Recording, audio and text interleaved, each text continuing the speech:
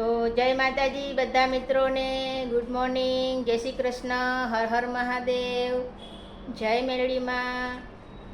આજે 11 છે અને મારા ઘરે ભજન રાખેલા છે મેં, તો એમની તૈયારીમાં હું લાગી ગઈ છું. એટલે આગળ તમને પણ હું ભજન બતાવીશ, મારી સાથે બન્યા રહેજો. જય મેલડીમાં, જય દ્વારકાધીશ. એકાદશીના પ્રસાદ માટે બુંદી લઈ લીધી છે, તો બુંદી હવાઈ ના જાય એટલા માટે આવી થેલીમાં પેક કરી દઉં મેં.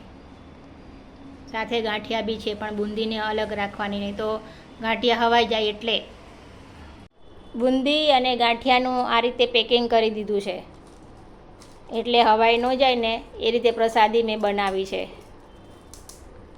પણ ભરી વાળી છે ડબ્બામાં, અને આ બધા ડબ્બા મેં અમારે જે બહેનો આવશે મહિલા મંડળ, ભજન મંડળ, એને એકાદશી નિમિત્તે ભેટ આપવાની છે મારે. આ વખતે બધા જ એકાબીજાને ભેટ આપે છે, એટલે આપીએ તો સારું પડે એમ. બાકી ભગવાન તો પ્રસાદીમાં પણ ખુશ થઈ જાય છે.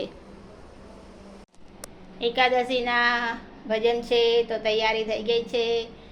જો મારા ઘરના કૃષ્ણ અને રાધા પાછળ પડછાયામાં બી આવી ગયા છે.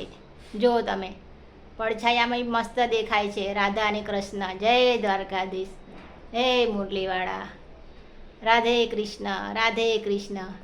એકાદશીના ભજન છે, તેથી મારા ઘરે ભજન છે તો બધી તૈયારી મેં કરી દીધી છે. મારા દ્વારકાવાળાને દીવો કરી દીધો છે, અને તમે જો પાછળ મસ્ત એવા આવી ગયા છે પડછાયામાં બી, સરસ એકદમ. તમે પણ દર્શન કરો. જય દ્વારકાધીશ, જય મુરલીવાળા.